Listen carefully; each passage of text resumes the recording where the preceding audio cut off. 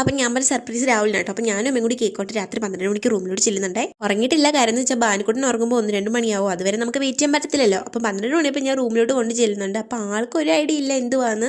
എന്നോടും പറഞ്ഞിട്ടില്ല ബർത്ത്ഡേ ആണ്. ഞാൻ അങ്ങോട്ട് ചോദിച്ചിട്ടുണ്ടായിരുന്നില്ലേ. ഞാൻ സർപ്രൈസ് ആയിട്ട് കേക്കുമായിട്ട് കേക്കിന്റെ ബോക്സ് കണ്ടപ്പോഴേ മനസ്സിലായി. എന്നിട്ട് അന്തം വിട്ട് നോക്കുവാണ്. അലിഞ്ഞോസ്ക്ക് മുഖമായിട്ട് ഇരിക്കുവാ മനസ്സിലായിട്ട്.